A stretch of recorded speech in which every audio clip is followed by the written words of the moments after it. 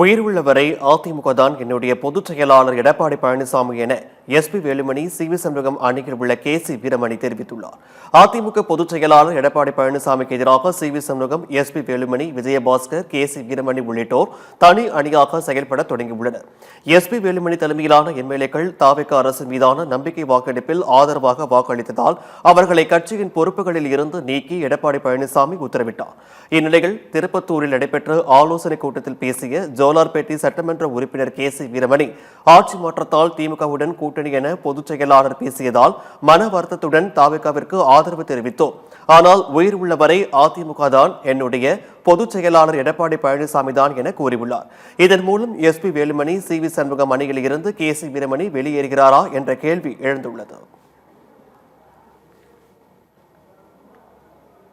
அதிமுக நிலைப்பாடு கழக எடப்பாடியார் தான் கழக பொதுச் செயலாளர். அவர் பின்னால் தான் அதிமுக பின்னால் தான் இருக்கும்.